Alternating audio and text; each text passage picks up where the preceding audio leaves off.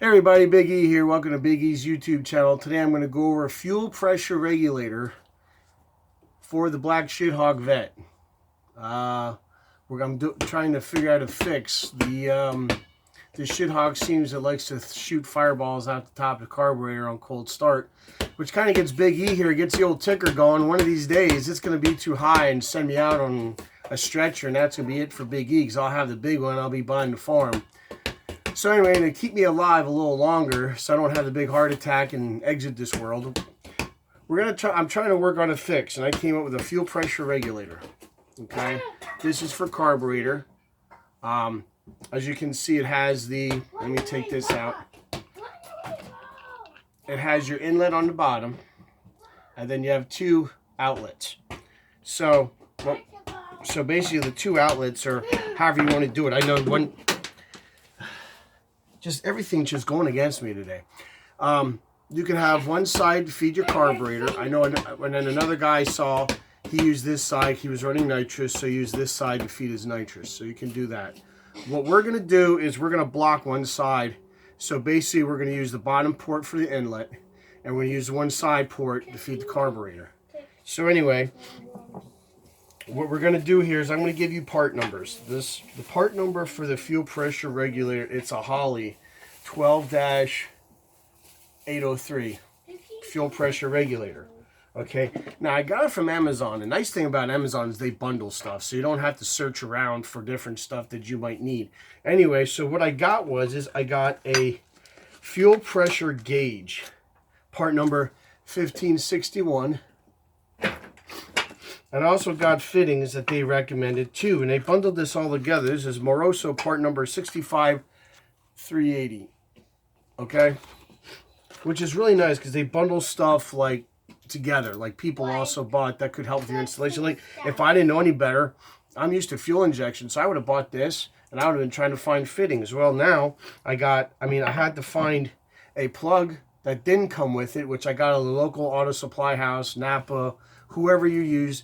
Put a brass pipe plug on it, and you put that in there. But what was nice is they gave these fittings here to hook up your fuel line. See, and you can put those in. Now, the only thing that I messed up on was I thought that there was be a port in the center that I could get a fuel pressure ready. No, so I got the gauge, and I believe on the fuel line that's on there, he has a summit gauge on the inlet. But that gauge is toast. It just bounces around. I think what happened is the car was originally fuel injected, and he was having problems with fuel injection and put a carburetor on it. So I think what's going on is there's too much pressure, and I think it's flooding the carburetor with fuel, and that's why it's shooting fireballs. So I'm kind of doing an experiment here. I'm hoping this works. I'm going to put this regulator on it, and I'm going to see if I can cut the fuel pressure way back. So that like around, they told me, a gentleman told me between 5 and 7 PSI of fuel pressure for a Holley carburetor, and that's what's on it. So that's what the goal is. The goal is that we're going to cut the fuel pressure way back. So that way I'm going to start off at 5 PSI of fuel pressure, and then it gives that tunability too, that I can amp up the fuel pressure if I need to. So what I'm going to do here is I don't have the fancy schmancy pipe dope. I have Teflon tape to put this together. So what I'm going to do is I'm going to get that and some Teflon tape. And what you want to do is when you put Teflon tape on a fitting, you want to wrap it counterclockwise. So that way when you tighten it, it actually gets sucked inside the threads, makes a better seal, so I was told.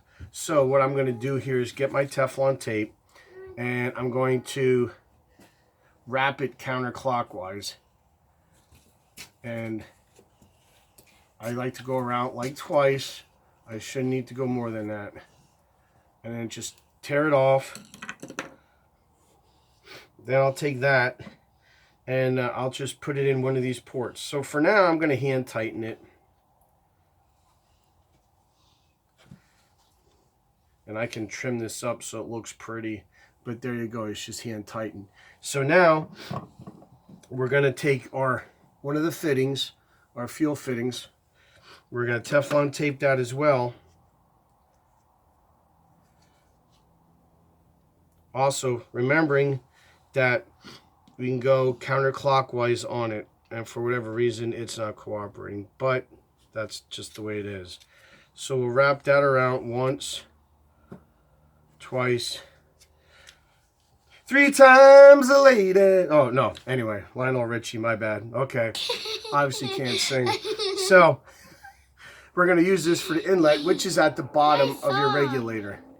So, we're going to hand tighten that as well for now, because we don't... depending where I need to mount this in the car, I may need to change some of these fittings. So, I'm just going to have this hand tight. So, there's your inlet is at the bottom.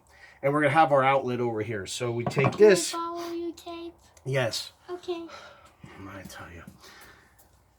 tell you, little me, little Levi, I'll tell you, I don't know, he's a car nut too. Anyway, so we're going to use this as the outlet. So that's right. So we're going to wrap this again. Let me try. I'm kind of being. We're going to put this on the threads here, and then we're going. Now the other thing you can do, I'll tell you, is just counterclockwise,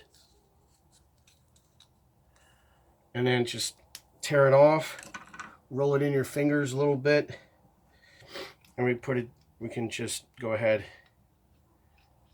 and you have your outlet. I'm not, like I said, for now, I'm only going to make it hand tight due to the fact that I'm not sure how exactly I'm going to need to make it. I know I got to be able to access this. So what we're going to do when we put it on the car, we're going to loosen this nut that they use to lock, and we're going to turn this out with an Allen wrench as far as I can do it, because then I know I had the least amount of pressure, because I don't want to have too much pressure and blow out my new gauge, because then I'm kind of screwed at that point. So that's what we want to do. And the whole thing is trying to get the fuel pressure down, so that way we can hopefully prevent this thing from shooting fireballs. The other issue too is we might have to go to a smaller carburetor. I have to run the numbers. I think the one that's on looks like a 750, and it looks like a race carburetor because there's no top butterfly. So we might need to swap the carburetor to like a 650 electric choke with an actual butterflies on it. That might help with that too. So anyway, that's all for now. It was a quick overview. Like I said, I got it from Amazon. I wanted to share it with you guys because it works really, really well as far as they put all 3 of these things together. This here with the part number on here for the fittings, the part number for the fuel gauge here that they offer, and it all just goes. It makes it that much easier to build it. So anyway, thanks for watching. Like and subscribe. I want to give a quick shout out to Zilla Chronicles 52 for supporting me, helping me out. Check out his channel, and everybody else want to give a big shout out to. So everybody take care. We'll see you later, and we'll take easy. We'll see you next time. Bye-bye for now.